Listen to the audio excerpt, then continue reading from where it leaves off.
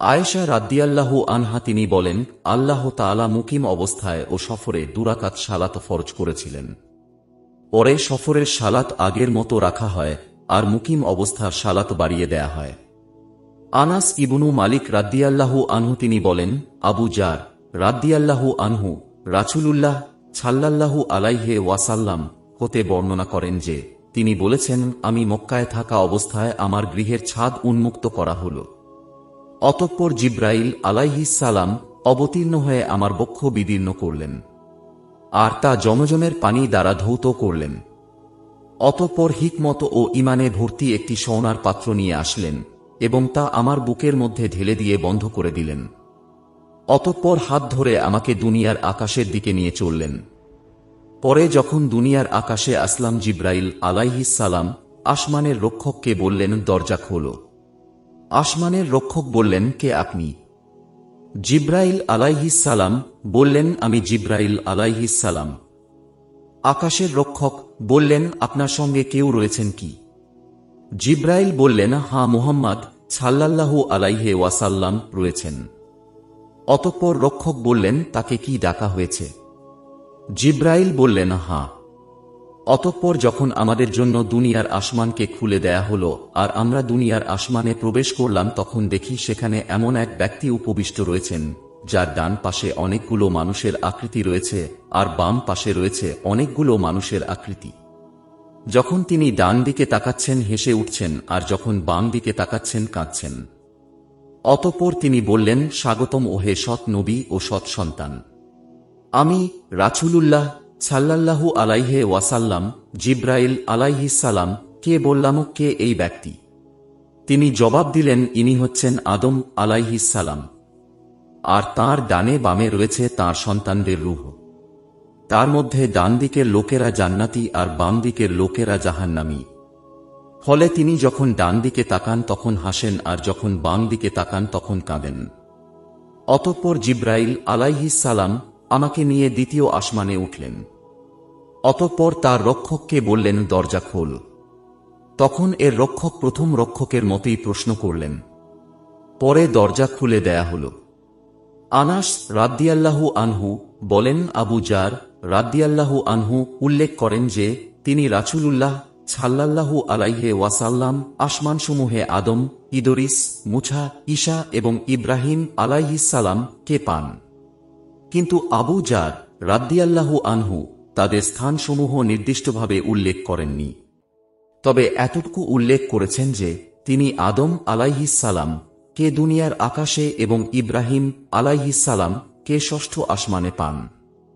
আনাস রাদিয়াল্লাহু আনহু বলেন, জিব্রাইল আলাইহিস সালাম যখন নবী সাল্লাল্লাহু আলাইহি ওয়াসাল্লাম কে নিয়ে ইদরিস আলাইহিস সালাম এর নিকট দিয়ে অতিক্রম করেন, তখন ইদরিস আলাইহিস সালাম বলেন, মারহাবা ওহে সৎ ভাই ও পুণ্যবান নবী। আমি রাসূলুল্লাহ বললাম, ইনি কে? জিব্রাইল বললেন, ইনি হচ্ছেন ইদরিস আলাইহিস সালাম। অতঃপর আমি মুছা আলাইহিস সালাম এর নিকট দিয়ে অতিক্রম করাকালে তিনি বলেন, মারহাবা হে সৎ নবী ও পুণ্যবান ভাই। আমি বললাম, ইনি কে? জিব্রাইল বলেন, ইনি মুছা আলাইহিস সালাম। অতঃপর আমি ঈসা আলাইহিস সালাম এর নিকট দিয়ে অতিক্রম করাকালে তিনি বলেন, মারহাবা হে সৎ নবী ও পুণ্যবান ভাই। আমি বললাম, ইনি কে? জিব্রাইল বললেন, ইনি হচ্ছেন ঈসা আলাইহিস সালাম।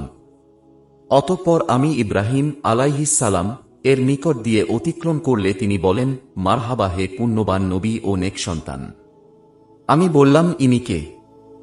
জিব্রাইল আলাইহিস সালাম বললেন, ইনি হচ্ছেন ইব্রাহিম আলাইহিস সালাম। ইবনু শিহাব বলেন, ইবনু হাজম রহমতুল্লাহ আমাকে সংবাদ দিয়েছেন যে ইবনু আব্বাস ও আবু হাব্বা আল আনসারী উভয়ে বলতেন, নবী সাল্লাল্লাহু আলাইহি ওয়াসাল্লাম বলেছেন, অতঃপর আমাকে আরো উপরে উঠানো হল। অতঃপর এমন এক সমতল স্থানে এসে আমি উপনীত হই যেখানে আমি লেখার শব্দ শুনতে পাই। ইবনু হাজম ও আনাস ইবনু মালিক রাদিয়াল্লাহু আনহু বলেন, রাসূলুল্লাহ সাল্লাল্লাহু আলাইহি ওয়াসাল্লাম বলেছেন, অতঃপর আল্লাহ আমার উম্মতের উপর 50 ওয়াক্ত সালাত ফরজ করে দেন। অতঃপর তা নিয়ে আমি ফিরে আসি। অবশেষে যখন মুছা আলাইহিস সালাম এর নিকট দিয়ে অতিক্রম করি তখন তিনি বললেন, আল্লাহ তাআলা আপনার উম্মতের উপর কি ফরজ করেছেন? আমি বললাম, 50 ওয়াক্ত সালাত ফরজ করেছেন। তিনি বললেন, আপনি আপনার পালনকর্তার নিকট ফিরে যান, কেননা আপনার উম্মত তা পালন করতে পারবে না। আমি ফিরে গেলাম। আল্লাহ তাআলা কিছু অংশ কমিয়ে দিলেন। আমি মুসা আলাইহিস সালাম এর নিকট পুনরায় গেলাম আর বললাম, কিছু অংশ কমিয়ে দিয়েছেন। তিনি বললেন, আপনি পুনরায় আপনার রবের নিকট ফিরে যান, কারণ আপনার উম্মত এটিও আদায় করতে পারবে না। আমি ফিরে গেলাম। তখন আরও কিছু অংশ কমিয়ে দেয়া হল। আবারও মুসা আলাইহিস সালাম এর নিকট গেলাম। এবারও তিনি বললেন, আপনি পুনরায় আপনার প্রতিপালকের নিকট যান, কারণ আপনার উম্মত এটিও আদায় করতে সক্ষম হবে না। তখন আমি পুনরায় গেলাম। তখন আল্লাহ বললেন, এই 5ই নেকির দিক দিয়ে 50 বলে গণ্য হবে। আমার কথার কোনো রদবদল হয় না। আমি পুনরায় মুসা আলাইহিস সালাম এর নিকট আসলে তিনি আমাকে আবারও বললেন, আপনার প্রতিপালকের নিকট পুনরায় যান। আমি বললাম, পুনরায় আমার প্রতিপালকের নিকট যেতে আমি লজ্জা বোধ করছি। অতঃপর জিব্রাইল আলাইহিস সালাম আমাকে সিদরাতুল মুনতাহা পর্যন্ত নিয়ে গেলেন, আর তখন তা বিভিন্ন রঙে আবৃত ছিল, যার তাৎপর্য আমি অবগত ছিলাম না। অতঃপর আমাকে জান্নাতে প্রবেশ করানো হলে আমি দেখতে পেলাম যে তাতে রয়েছে মুক্তমালা আর তার মাটি হচ্ছে কস্তুরী। আল্লাহ তাআলা ইরশাদ করেন, তোমরা প্রত্যেকে সালাতের সময় সুন্দর পরিচ্ছদ পরিধান করবে। এক বস্ত্র শরীরে জড়িয়ে সালাত আদায় করা। সালামা ইবনুল আকওয়া রাদিয়াল্লাহু আনহু থেকে বর্ণিত যে নবী করিম সাল্লাল্লাহু আলাইহি ওয়াসাল্লাম বলেছেন, তোমরা জামায় বোতাম লাগিয়ে নাও, এমনকি কাঁটা দিয়ে হলেও। এই হাদিসের সনদ সম্পর্কে কথা আছে। যে কাপড় পরে স্ত্রী সহবাস করা হয়েছে তাতে কোনো নাপাকি দেখা না গেলে তা পরিধান করে সালাত আদায় করা যায়। আর নবী সাল্লাল্লাহু আলাইহি ওয়াসাল্লাম নির্দেশ দিয়েছেন যে উলঙ্গ অবস্থায় যেন কেউ বায়তুল্লাহর তাওয়াফ না করে। উম্মু হানি বিনতু আবু তালিব রাদিয়াল্লাহু আনহু হতে বর্ণিত, আমি ফথে মক্কার বছর আল্লাহর রাসূল সাল্লাল্লাহু আলাইহি ওয়াসাল্লাম এর নিকট গিয়ে দেখলাম যে তিনি গোসল করছেন, আর তার মেয়ে ফাতিমা রাদিয়াল্লাহু আনহা তাকে আড়াল করে রেখেছেন। তিনি বলেন, আমি তাকে সালাম প্রদান করলাম। তিনি জানতে চাইলেন, একে? আমি বললাম, আমি উম্মু হানি বিনতু আবু তালিব। তিনি বললেন, মারহাবা হে উম্মু হানি। গোসল শেষ করে তিনি এক কাপড় জড়িয়ে 8 রাকাত সালাত আদায় করলেন। সালাত সমাধান করলে তাকে আমি বললাম, হে আল্লাহর রাসূল, আমার সহোদর ভাই আলী ইবনু আবু তালিব রাদিয়াল্লাহু আনহু এক ব্যক্তিকে হত্যা করতে চায়, অথচ আমি তাকে আশ্রয় দিয়েছি। সে ব্যক্তিটি হুবাইরার ছেলে অমুক।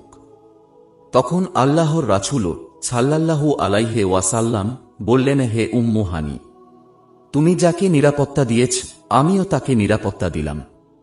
উম্মু হানি রাদিয়াল্লাহু আনহু বলেন, এ সময় ছিল চাশতের ওয়াক্ত। সাইদ ইবনু হারিস রহমতুল্লাহ থেকে বর্ণিত, তিনি বলেন, আমরা জাবির ইবনু আব্দুল্লাহ রাদিয়াল্লাহু আনহু কে একটি কাপড়ে সালাত আদায় করা সম্পর্কে প্রশ্ন করেছিলাম। তিনি বললেন, আমি নবী সাল্লাল্লাহু আলাইহি ওয়াসাল্লাম এর সঙ্গে কোনো এক সফরে বের হয়েছিলাম। এক রাতে আমি কোনো দরকারে তাঁর নিকট গেলাম। দেখলাম তিনি সালাতে রত আছেন। তখন আমার শরীরে মাত্র একখানা কাপড় ছিল। আমি কাপড় দিয়ে শরীর জড়িয়ে নিলাম আর তাঁর পার্শ্বে সালাতে দাঁড়ালাম। তিনি সালাত শেষ করে জিজ্ঞেস করলেন, জাবির, রাতের বেলা আসার কারণ কি? তখন আমি তাকে আমার প্রয়োজনের কথা জানালাম। আমার কাজ শেষ হলে তিনি বললেন, একইরূপ জড়ানো অবস্থায় তোমাকে দেখলাম। আমি বললাম, কাপড় একটিই ছিল, তাই এভাবে করেছি।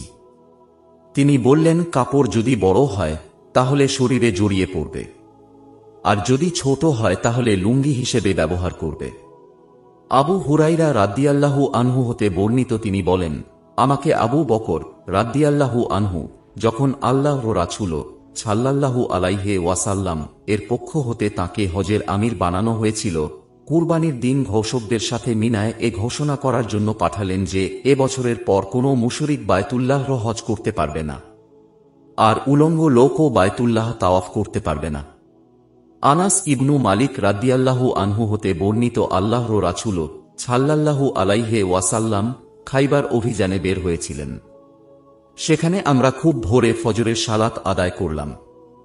অতঃপর নবী সাল্লাল্লাহু আলাইহি ওয়াসাল্লাম সওয়ার হলেন। আবু তালহা রাদিয়াল্লাহু আনহু ও সওয়ার হলেন, আর আমি আবু তালহার পিছনে উপবিষ্ট ছিলাম। নবী সাল্লাল্লাহু আলাইহি ওয়াসাল্লাম তাঁর সাওয়ারিকে খাইবারের পথে চালিত করলেন। আমার হাঁটু নবী সাল্লাল্লাহু আলাইহি ওয়াসাল্লাম এর উরুতে লাগছিল।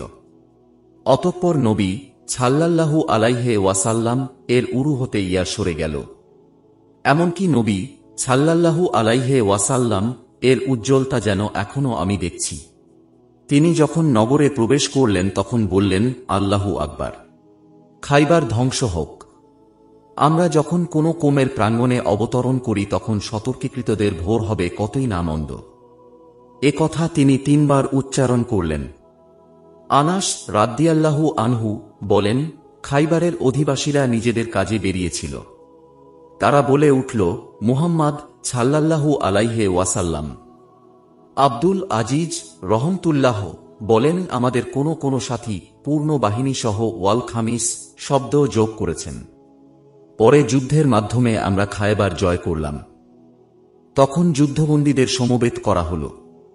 দিহা রাদিয়াল্লাহু আনহু এসে বললেন, হে আল্লাহর নবী, বন্দীদের হতে আমাকে একটি দাসী দিন। তিনি বললেন, যাও, তুমি একটি দাসী নিয়ে যাও। তিনি সাফিয়া বিনতে হুয়াই রাদিয়াল্লাহু আনহা কে নিলেন। তখন এক ব্যক্তি নবী সাল্লাল্লাহু আলাইহি ওয়াসাল্লাম এর নিকট এসে বলল, ইয়া রাসূলুল্লাহ, বনু কুরাইজা ও বনু নাজিরের অন্যতম নেত্রী সাফিয়া বিনতে হুয়াইকে আপনি দিহাকে দিচ্ছেন। তিনি তো একমাত্র আপনারই যোগ্য। তিনি বললেন, দিহাকে সাফিয়া সহ ডেকে আনো। তিনি সাফিয়া সহ উপস্থিত হলেন। যখন নবী সাল্লাল্লাহু আলাইহি ওয়াসাল্লাম সাফিয়া রাদিয়াল্লাহু আনহু কে দেখলেন তখন দিহাকে বললেন, তুমি বন্দীদের হতে অন্য একটি দাসী দেখে নাও। রাবি বলেন, নবী সাল্লাল্লাহু আলাইহি ওয়াসাল্লাম সাফিয়া রাদিয়াল্লাহু আনহা কে আজাদ করে দিলেন এবং তাকে বিয়ে করলেন। রাবি সাবিত রহমতুল্লাহ আবু হামজা আনাস রাদিয়াল্লাহু আনহু কে জিজ্ঞেস করলেন, নবী সাল্লাল্লাহু আলাইহি ওয়াসাল্লাম তাকে কি মোহর দিলেন? আনাস রাদিয়াল্লাহু আনহু জবাব দিলেন, তাকে আজাদ করাই তার মোহর। এর বিনিময়ে তিনি তাকে বিয়ে করেছেন। অতঃপর পথে উম্মু সুলায়ম রাদিয়াল্লাহু আনহু সাফিয়া রাদিয়াল্লাহু আনহা কে সাজিয়ে রাতে আল্লাহর রাসূল সাল্লাল্লাহু আলাইহি ওয়াসাল্লাম এর খিদমতে পেশ করলেন। নবী সাল্লাল্লাহু আলাইহি ওয়াসাল্লাম বাসর রাত যাপন করে ভোরে উঠলেন। তিনি ঘোষণা দিলেন, যার নিকট খাবার কিছু আছে সে যেন তা নিয়ে আসে। এ বলে তিনি একটি চামড়ার দস্তরখান বিছালেন। কেউ খেজুর নিয়ে আসলো, কেউ ঘি আনল। আব্দুল আজিজ রহমতুল্লাহ বলেন, আমার মনে হয় আনাস রাদিয়াল্লাহু আনহু ছাতুর কথাও উল্লেখ করেছেন। অতঃপর তারা এসব মিশিয়ে খাবার তৈরি করলেন। এই ছিল রাসূল সাল্লাল্লাহু আলাইহি ওয়াসাল্লাম এর ওয়ালিমাহ।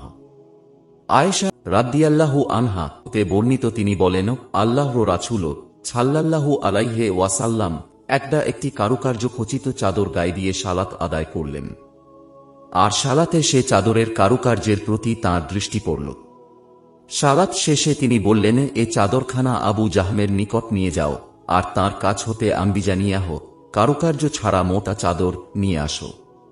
এটা তো আমাকে সালাত থেকে অমনোযোগী করে দিচ্ছিল। হিশাম ইবনে উরওয়া রহমতুল্লাহ তাঁর পিতা হতে এবং তিনি আয়েশা রাদিয়াল্লাহু আনহা হতে বর্ণনা করেন, নবী করিম সাল্লাল্লাহু আলাইহি ওয়াসাল্লাম বলেছেন, আমি সালাত আদায়ের সময় এর কারুকার্যের প্রতি আমার দৃষ্টি পড়ে। তখন আমি আশঙ্কা করেছিলাম যে এটা আমাকে ফিতনায় ফেলে দিতে পারে। আবু জুহাইফা রাদিয়াল্লাহু আনহু হতে বর্ণিত, তিনি বলেন, আমি আল্লাহর রাসূল সাল্লাল্লাহু আলাইহি ওয়াসাল্লাম কে চামড়ার একটি লাল তাঁবুতে দেখলাম এবং তার জন্য উজুর পানি নিয়ে বেলাল রাদিয়াল্লাহু আনহু কে উপস্থিত দেখলাম। আর লোকেরা তাঁর উজুর পানির জন্য প্রতিযোগিতা করছে। কেউ সামান্য পানি পাওয়া মাত্র তা দিয়ে শরীর মুছে নিচ্ছে, আর যে পায়নি সে তার সাথীর ভিজা হাত হতে নিয়ে নিচ্ছে। অতঃপর বেলাল রাদিয়াল্লাহু আনহু রাসূলুল্লাহ সাল্লাল্লাহু আলাইহি ওয়াসাল্লাম এর নিকট একটি লৌহফলকযুক্ত ছড়ি নিয়ে এসে তা মাটিতে পুঁতে দিলেন। নবী সাল্লাল্লাহু আলাইহি ওয়াসাল্লাম একটা লাল ডোরাযুক্ত পোশাক পরে বের হলেন। তার তহবন্দ কিঞ্চিত উঁচু করে পড়া ছিল। সে ছড়িটি সামনে রেখে লোকদের নিয়ে দুরাকাত সালাত আদায় করলেন। আর মানুষ ও জন্তু জানোয়ার ওই ছড়িটির বাইরে চলাফেরা করছিল। আবু হাজিম রহমতুল্লাহ থেকে বর্ণিত লোকেরা সাহল ইবনু সাদ রাদিয়াল্লাহু আনহু কে জিজ্ঞেস করল, নবী সাল্লাল্লাহু আলাইহি ওয়াসাল্লাম এর মিম্বার কিসের তৈরি ছিল? তিনি বললেন, এ বিষয়ে আমার চেয়ে বেশি জ্ঞাত আর কেউ নেই। তা ছিল গাবা নামক স্থানের ঝাউ গাছের কাঠ দিয়ে তৈরি। অমুক মহিলার আজাদকৃত দাস অমুক ব্যক্তি আল্লাহর রাসূল সাল্লাল্লাহু আলাইহি ওয়াসাল্লাম এর জন্য তা তৈরি করেছিল। তা পুরোপুরি তৈরি ও স্থাপিত হবার পর আল্লাহর রাসূল সাল্লাল্লাহু আলাইহি ওয়াসাল্লাম তার উপর দাঁড়িয়ে কিবলার দিকে মুখ করে তাকবীর বললেন। লোকেরা তাঁর পেছনে দাঁড়িয়ে গেলেন। অতঃপর তিনি কিরাত পড়লেন ও রুকুতে গেলেন। সকলেই তাঁর পিছনে রুকুতে গেলেন। অতঃপর তিনি মাথা তুলে পেছনে সরে গিয়ে মাটিতে সিজদা করলেন। পুনরায় মিম্বারে ফিরে আসলেন এবং কিরাত পড়ে রুকুতে গেলেন। অতঃপর তাঁর মাথা তুললেন এবং পেছনে সরে গিয়ে মাটিতে সিজদা করলেন। এ হল মিম্বারের ইতিহাস। আল্লাহর রাসূল সাল্লাল্লাহু আলাইহি ওয়াসাল্লাম একদা ঘোড়া হতে পড়ে গেলেন। এতে তিনি পায়ের গোছায় অথবা রাবি বলেছেন কাঁধে আঘাত পান। তিনি তাঁর স্ত্রীদের হতে 1 মাসের জন্য পৃথক হয়ে থাকেন। তখন তিনি ঘরের উপরের কক্ষে অবস্থান করেন, যার সিঁড়ি ছিল খেজুর গাছের কাণ্ডের তৈরি। সাহাবীগণ তাকে দেখতে এলেন। তিনি তাদের নিয়ে বসে সালাত আদায় করলেন, আর তাঁরা ছিলেন দাঁড়ানো। সালাম ফিরিয়ে তিনি বললেন, ইমাম এজন্য যে মুক্তাদিরা তার অনুসরণ করবে। সুতরাং ইমাম তাকবীর বললে তোমরাও তাকবীর বলবে, তিনি রুকু করলে তোমরাও রুকু করবে, তিনি সিজদা করলে তোমরাও সিজদা করবে। ইমাম দাঁড়িয়ে সালাত আদায় করলে তোমরাও দাঁড়িয়ে সালাত আদায় করবে। অতঃপর 29 দিন পূর্ণ হলে তিনি নেমে আসলেন। তখন লোকেরা বললেন, হে আল্লাহর রাসূল, আপনি তো 1 মাসের শপথ করেছিলেন। তিনি বললেন, এ মাস 29 দিনের। বারা ইবনু আজিব রাদিয়াল্লাহু আনহু হতে বর্ণিত তিনি বলেন, আল্লাহর রাসূল সাল্লাল্লাহু আলাইহি ওয়াসাল্লাম বায়তুল মুকারদাসমুখী হয়ে 16 বা 17 মাস সালাত আদায় করেছেন। আর আল্লাহর রাসূল সাল্লাল্লাহু আলাইহি ওয়াসাল্লাম কাবার দিকে কিবলা করা পছন্দ করতেন। মহা আল্লাহ নাজিল করেন, আকাশের দিকে আপনার বরাবর তাকানোকে আমি অবশ্য লক্ষ্য করছি। সূরা আল বাকারাহ 2 হতে 144। অতঃপর তিনি কাবার দিকে মুখ করেন। আর নির্বোধ লোকেরা, তারা ইয়াহুদী, বলত, তারা এ যাবৎ যে কিবলা অনুসরণ করে আসছিল তা হতে কি সে তাদেরকে ফিরিয়ে দিল? বলুন, হে নবী, পূর্ব ও পশ্চিম আল্লাহরই, তিনি যাকে ইচ্ছা সঠিক পথে পরিচালিত করেন। তখন নবী সাল্লাল্লাহু আলাইহি ওয়াসাল্লাম এর সঙ্গে এক ব্যক্তি সালাত আদায় করলেন এবং বেরিয়ে গেলেন। তিনি আসরের সালাতের সময় আনসারগণের এক গোত্রের পাশ দিয়ে যাচ্ছিলেন। তাঁরা বাইতুল মুকারদাসের দিকে মুখ করে সালাত আদায় করছিলেন। তখন তিনি বললেন, তিনি নিজেই সাক্ষী যে আল্লাহর রাসূল সাল্লাল্লাহু আলাইহি ওয়াসাল্লাম এর সঙ্গে তিনি সালাত আদায় করেছেন, আর তিনি রাসূলুল্লাহ সাল্লাল্লাহু আলাইহি ওয়াসাল্লাম কাবার দিকে মুখ করেছেন। তখন সে গোত্রের লোকজন ঘুরে কাবার দিকে মুখ ফিরিয়ে নিলেন। আব্দুল্লাহ রাদিয়াল্লাহু আনহু হতে বর্ণিত নবী সাল্লাল্লাহু আলাইহি ওয়াসাল্লাম সালাত আদায় করলেন। রাবি ইব্রাহিম রহমতুল্লাহ বলেন, আমার জানা নেই তিনি বেশি করেছেন বা কম করেছেন। সালাম ফিরানোর পর তাকে বলা হল, হে আল্লাহর রাসূল, সালাতের মধ্যে নতুন কিছু হয়েছে কি? তিনি বললেন, তা কি? তাঁরা বললেন, আপনি তো এরূপ সালাত আদায় করলেন। তিনি তখন তাঁর দুপা ঘুরিয়ে কিবলামুখী হলেন আর 2টি সিজদা আদায় করলেন। অতঃপর সালাম ফিরলেন। পরে তিনি আমাদের দিকে ফিরে বললেন, যদি সালাত সম্পর্কে নতুন কিছু হতো তবে অবশ্যই তোমাদের তা জানিয়ে দিতাম। কিন্তু আমি তো তোমাদের মতো একজন মানুষ। তোমরা যেমন ভুল করে থাকো আমিও তোমাদের মতো ভুলে যাই। আমি কোন সময় ভুলে গেলে তোমরা আমাকে স্মরণ করিয়ে দেবে। তোমাদের কেউ সালাত সম্বন্ধে সন্দেহে পতিত হলে সে যেন নিঃসন্দেহ হবার চেষ্টা করে এবং সে অনুযায়ী সালাত পূর্ণ করে, অতঃপর যেন সালাম ফিরিয়ে দুটি সিজদা দেয়। আনাস ইবনু মালিক রাদ্দিয়াল্লাহু আনহু হতে বর্ণিত, তিনি বলেন, উমর রাদ্দিয়াল্লাহু আনহু বলেছেন, তিনটি বিষয়ে আমার অভিমত আল্লাহর ওহীর সাথে সামঞ্জস্যপূর্ণ হয়েছে। আমি বলেছিলাম, হে আল্লাহর রাসূল, আমরা যদি মাকামে ইব্রাহিমকে সালাতের স্থান বানাতে পারতাম। তখন এ আয়াত নাজিল হয়, তোমরা মাকামে ইব্রাহিমকে সালাতের স্থান বানাও, সূরা আল বাকারাহ 2 হতে 125।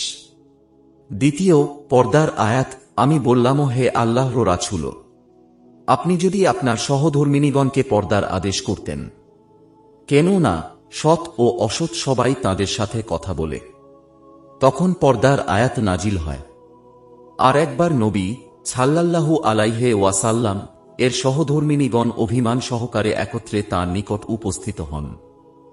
তখন আমি তাদেরকে বললাম, আল্লাহর রাসূল সাল্লাল্লাহু আলাইহি ওয়াসাল্লাম যদি তোমাদের তালাক দেন, তাহলে তাঁর রব তাঁকে তোমাদের পরিবর্তে তোমাদের চেয়ে উত্তম অনুগত স্ত্রী দান করবেন।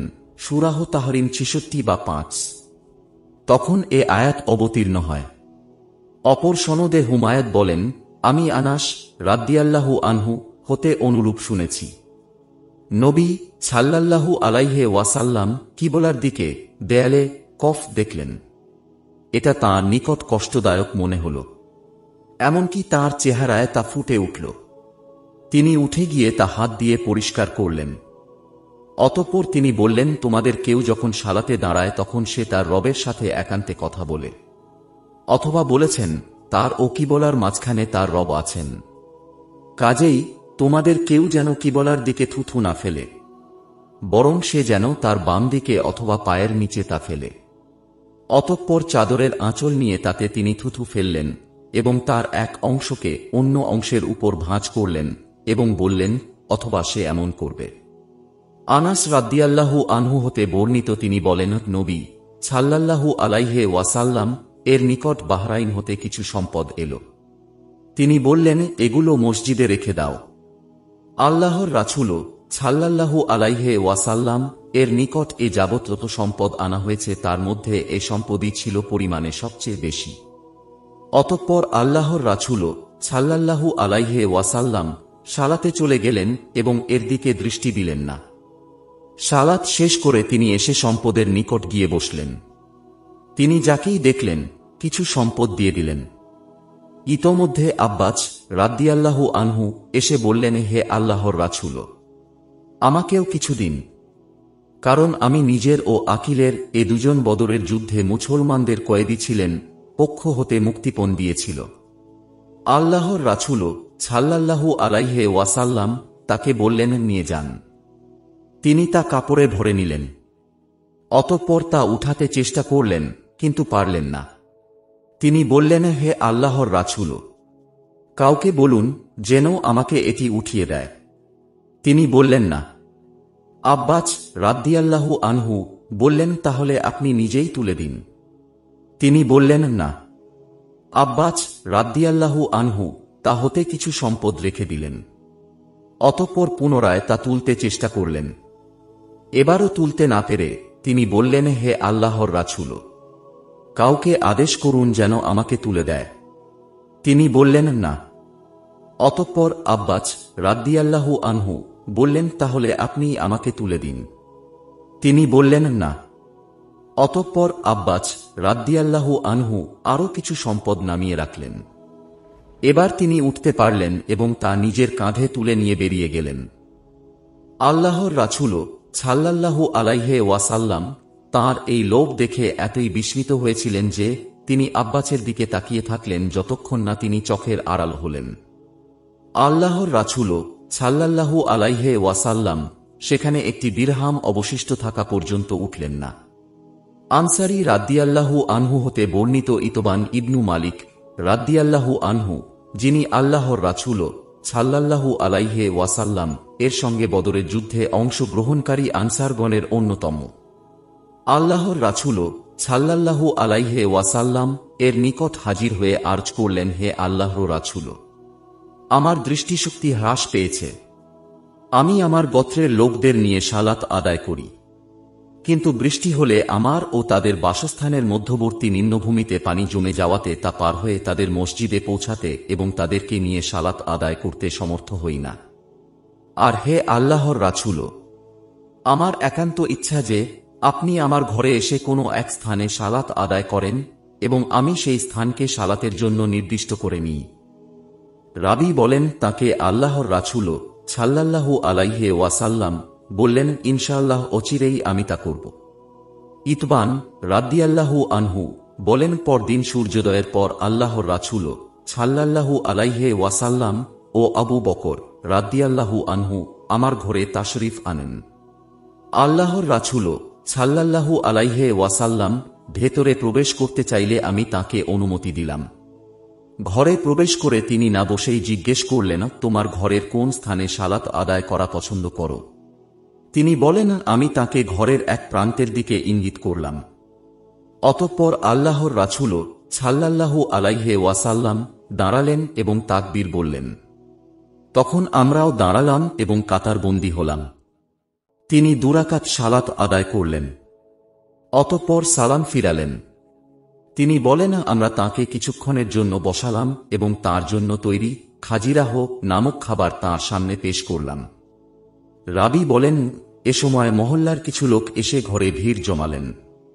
তখন উপস্থিত লোকদের মধ্য হতে এক ব্যক্তি বলে উঠলেন, মালিক ইবনু দুখাইশিন কোথায়? অথবা বললেন, ইবনু দুকসুম কোথায়? তখন তাদের একজন জবাব দিলেন, সে মুনাফিক, সে মহান আল্লাহ ও আল্লাহর রাসূলকে ভালোবাসে না। তখন আল্লাহর রাসূল সাল্লাল্লাহু আলাইহি ওয়াসাল্লাম বললেন, এ রূপ বলো না। তুমি কি দেখছ না যে সে আল্লাহর সন্তোষ লাভের জন্য লা ইলাহা ইল্লাল্লাহু বলেছে? তখন সে ব্যক্তি বললেন, আল্লাহ ও তাঁর রাসূলই ভালো জানেন। আমরা তো তার সম্পর্ক ও নাসিহাত কামনা মুনাফিকদের সাথেই দেখি।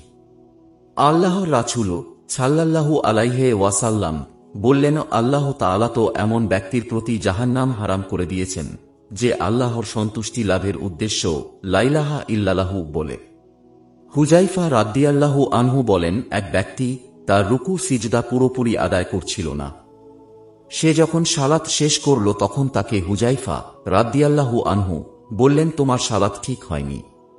রাবী বলেন, আমার মনে হয় তিনি হুযায়ফা এ কথাও বলেছেন, এ অবস্থায় তোমার মৃত্যু হলে তা মুহাম্মদ সাল্লাল্লাহু আলাইহি ওয়াসাল্লাম এর তরিকার বাইরে হবে। আনাস রাদিয়াল্লাহু আনহু তিনি বলেন, নবী সাল্লাল্লাহু আলাইহি ওয়াসাল্লাম মদিনায় পৌঁছে প্রথমে মদিনার উচ্চ এলাকায় অবস্থিত বনু আমর ইবনু আউফ নামক গোত্রে উপনীত হন। তাদের সঙ্গে নবী সাল্লাল্লাহু আলাইহি ওয়াসাল্লাম 14 দিন, অপর বর্ণনায় 24 দিন অবস্থান করেন। অতঃপর তিনি বনু নাজ্জারকে ডেকে পাঠালেন। তারা কাঁধে তলোয়ার ঝুলিয়ে উপস্থিত হল। আমি যেন এখনও সে দৃশ্য দেখতে পাচ্ছি যে নবী সাল্লাল্লাহু আলাইহি ওয়াসাল্লাম ছিলেন তার বাহনের উপর। আবু বকর রাদিয়াল্লাহু আনহু সে বাহনেই তার পেছনে, আর বনু নাজ্জারের দল তার আশেপাশে। অবশেষে তিনি আবু আইয়ুব আনসারী রাদিয়াল্লাহু আনহু এর ঘরের সাহানে অবতরণ করলেন।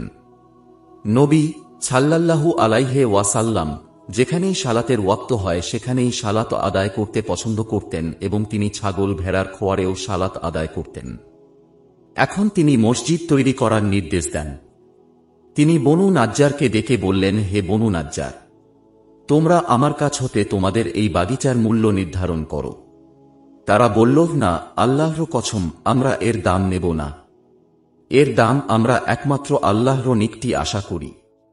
আনাস রাদিয়াল্লাহু আনহু বলেন, আমি তোমাদের বলছি, এখানে মুশরিকদের কবর এবং ভগ্নাবশেষ ছিল, আর ছিল খেজুর গাছ। নবী সাল্লাল্লাহু আলাইহি ওয়াসাল্লাম এর নির্দেশে মুশরিকদের কবর খুঁড়ে ফেলা হল। অতঃপর ভগ্নাবশেষ সমতল করে রাখা হল, খেজুর গাছগুলো কেটে ফেলা হল। অতঃপর মসজিদের কিবলায় সারিবদ্ধ করে রাখা হল এবং তার 2 পাশে পাথর বসানো হল। সাহাবীগণ পাথর তুলতে তুলতে ছন্দবদ্ধ কবিতা আবৃত্তি করছিলেন। আর নবী সাল্লাল্লাহু আলাইহি ওয়াসাল্লাম ও তাঁদের সাথে ছিলেন। তিনি তখন বলছিলেন, হে আল্লাহ, আখিরাতের কল্যাণ ব্যতীত প্রকৃত আর কোনো কল্যাণ নেই। তুমি আনসার ও মুহাজিরগণকে ক্ষমা করো। আয়েশা রাদিয়াল্লাহু আনহা বলেন, কোন আরব গোত্রের একটা কালো দাসী ছিল। তারা তাকে আজাদ করে দিল। অতঃপর সে তাদের সাথেই থেকে গেল। সে বলেছে যে তাদের একটি মেয়ে গলায় লাল চামড়ার উপর মূল্যবান পাথর খচিত হার পরে বাইরে গেল। দাসী বলেছে সে হারটা হয়তো নিজে কোথাও রেখে দিয়েছিল অথবা কোথাও পড়ে গিয়েছিল। তখন একটা চিল তা পড়ে থাকা অবস্থায় গোস্তের টুকরা মনে করে ছো মেরে নিয়ে গেল। দাসী বলেছে অতঃপর গোত্রের লোকেরা বেশ খোঁজাখুঁজি করতে লাগল, কিন্তু তারা তা পেল না। তখন তারা আমার উপর এর দোষ চাপাল। সে বলেছে তারা আমার উপর তল্লাশি শুরু করল, এমনকি আমার লজ্জাস্থানেও। দাসীটি বলেছে, আল্লাহর কসম, আমি তাদের সাথে সেই অবস্থায় দাঁড়ানো ছিলাম। এমন সময় চিলটি উড়ে যেতে যেতে হাড়টি ফেলে দিল। সে বলেছে তাদের সামনেই তা পড়ল। তখন আমি বললাম, তোমরা তো এর জন্যই আমার উপর দোষ চাপিয়েছিলে। তোমরা আমার সম্পর্কে সন্দেহ করেছিলে, অথচ আমি এ ব্যাপারে সম্পূর্ণ নির্দোষ। এই তো সেই হার। সে বলেছে অতঃপর সে রাসূলুল্লাহ সাল্লাল্লাহু আলাইহি ওয়াসাল্লাম এর নিকট এসে ইসলাম গ্রহণ করল। আয়েশা রাদিয়াল্লাহু আনহা বলেন, তার জন্য মসজিদে নববীতে একটা তাঁবু অথবা ছাপড়া করে দেয়া হয়েছিল। আয়েশা রাদিয়াল্লাহু আনহা বলেন, সে দাসীটি আমার নিকট আসত আর আমার সঙ্গে কথাবার্তা বলত। সে আমার নিকট যখনই বসত তখনই বলত, সেই হারের দিনটি আমার প্রতিপালকের আশ্চর্য ঘটনা বিশেষ। জেনে রাখুন, সে ঘটনাটি আমাকে কুফরের শহর হতে মুক্তি দিয়েছে। আয়েশা রাদিয়াল্লাহু আনহা বলেন, আমি তাকে বললাম, কি ব্যাপার, তুমি আমার নিকট বসলেই সে কথাটা বলে থাকো। আয়েশা রাদিয়াল্লাহু আনহা বলেন, সে তখন আমার নিকট উক্ত ঘটনা বর্ণনা করল। আয়েশা রাদিয়াল্লাহু আনহা তিনি বলেন, বারিরা রাদিয়াল্লাহু আনহু তাঁর নিকট এসে কিতাবাতের দেনা পরিশোধের জন্য সাহায্য চাইলেন। তখন তিনি বললেন, তুমি চাইলে আমি তোমার মূল্য তোমার মালিককে দিয়ে দিব, এ শর্তে যে উত্তরাধিকার সত্ত্ব থাকবে আমার। তার মালিক আয়েশা রাদিয়াল্লাহু আনহা কে বলল, আপনি চাইলে বাকি মূল্য বারিরাকে দিতে পারেন। রাবি সুফিয়ান রহমতুল্লাহ আর একবার বলেছেন, আপনি চাইলে তাকে আজাদ করতে পারেন, তবে উত্তরাধিকার সত্ত্ব থাকবে আমাদের। যখন আল্লাহর রাসূল সাল্লাল্লাহু আলাইহি ওয়াসাল্লাম আসলেন, তখন আমি তাঁর নিকট ব্যাপারটি বললাম। তিনি বললেন, তুমি তাকে ক্রয় করে আজাদ করে দাও, কারণ উত্তরাধিকার সত্ত্ব থাকে তারই যে আজাদ করে। আবু হুরাইরা রাদিয়াল্লাহু আনহু নবী সাল্লাল্লাহু আলাইহি ওয়াসাল্লাম বলেছেন, জামাতের সাথে সালাত আদায় করলে ঘর বা বাজারে সালাত আদায় করার চেয়ে 25 গুণ সওয়াব বৃদ্ধি পায়। কেননা তোমাদের কেউ যদি ভালো করে উজু করে কেবল সালাতের উদ্দেশ্য মসজিদে আসে, সে মসজিদে প্রবেশ করা পর্যন্ত যতবার কদম রাখে তার প্রতিটির বিনিময়ে আল্লাহ তাআলা তার মর্যাদা ক্রমান্বয়ে উন্নীত করবেন এবং তার এক একটি করে গুনাহ মাফ করবেন। আর মসজিদে প্রবেশ করে যতক্ষণ পর্যন্ত সালাতের অপেক্ষায় থাকে ততক্ষণ তাকে সালাতেই গণ্য করা হয়। আর সালাত শেষে সে যতক্ষণ ওই স্থানে থাকে ততক্ষণ ফেরেশতাগণ তার জন্য এ বলে দুয়া করেন, হে আল্লাহ, তাকে ক্ষমা করুন, হে আল্লাহ, তাকে রহম করুন, যতক্ষণ সে কাউকে কষ্ট না দেয়, উজু ভেঙে যাওয়ার কোনো কাজ সেখানে না করে। আব্দুল্লাহ ইবন মাসুদ রাদিয়াল্লাহু আনহু তিনি বলেন, একদা রাসূল সাল্লাল্লাহু আলাইহি ওয়াসাল্লাম কাবার নিকট দাঁড়িয়ে সালাত আদায় করছিলেন, আর কুরাইশের একদল তাদের মাজলিসে উপবিষ্ট ছিল। তাদের মধ্য হতে এক ব্যক্তি বলল, তোমরা কি এই রিয়াকারকে লক্ষ্য করছ না? তোমাদের মধ্যে কে এমন আছে যে অমুক গোত্রের উট জবফ করার স্থান পর্যন্ত যেতে পারো? সেখান হতে গোবর, রক্ত ও নারী ভুঁড়ি নিয়ে এসে অপেক্ষা করবে। যখন তিনি সিজদায় যাবেন তখন এগুলো তাঁর দুই কাঁধের মাঝখানে রেখে দিবে। এ কাজের জন্য তাদের চরম দুর্ভাগা ব্যক্তি উকবাহ ইবনু আবু মুয়াইত উঠে দাঁড়াল এবং তা নিয়ে আসল। যখন আল্লাহর রাসূল সাল্লাল্লাহু আলাইহি ওয়াসাল্লাম সিজদায় গেলেন তখন সে তাঁর দু কাঁধের মাঝখানে সেগুলো রেখে দিল। নবী সাল্লাল্লাহু আলাইহি ওয়াসাল্লাম সিজদায় স্থির রয়ে গেলেন। এতে তারা পরস্পর হাসাহাসি করতে লাগল। এমনকি হাসতে হাসতে একজন আরেকজনের গায়ের উপর লুটোপুটি করতে লাগল। এ অবস্থা দেখে এক ব্যক্তি ফাতিমা রাদিয়াল্লাহু আনহা এর নিকট গেলেন। তখন তিনি ছিলেন ছোট বালিকা। তিনি দৌড়ে চলে এলেন। তখনও নবী সাল্লাল্লাহু আলাইহি ওয়াসাল্লাম সিজদায় স্থির ছিলেন। অবশেষে তিনি ফাতিমা রাদিয়াল্লাহু আনহা সেগুলো তাঁর উপর হতে ফেলে দিলেন এবং মুশরিকদের লক্ষ্য করে তিরস্কার করতে লাগলেন। যখন আল্লাহর রসূল সাল্লাল্লাহু আলাইহি ওয়াসাল্লাম সালাত শেষ করলেন তখন তিনি বললেন, হে আল্লাহ, তুমি কুরাইশদের ধ্বংস করো। হে আল্লাহ, তুমি কুরাইশদের ধ্বংস করো। আল্লাহ, তুমি কুরাইশদের ধ্বংস করো। অতঃপর তিনি নাম নিয়ে বললেন, হে আল্লাহ, তুমি আমার ইবনু হিশাম, উতবাহ ইবনু রাবিয়াহ, সায়বাহ ইবনু রাবিয়াহ, ওয়ালিদ ইবনু উতবাহ, উমায়াহ ইবনু খালাফ, উকবা ইবনু আবু মুয়াইত এবং উমরাহ ইবনু ওয়ালিদকে ধ্বংস করো। আব্দুল্লাহ ইবনু মাসুদ রাদিয়াল্লাহু আনহু বলেন, আল্লাহর শপথ, আমি এদের সকলকেই বদরের দিন লাশ হয়ে পড়ে থাকতে দেখেছি। অতঃপর তাদেরকে টেনে হিঁচড়ে বদর কূপে নিক্ষেপ করা হয়। অতঃপর আল্লাহর রাসূল সাল্লাল্লাহু আলাইহি ওয়াসাল্লাম বলতেন, এই কুয়াবাসীদের উপর চিরস্থায়ী অভিশম্প।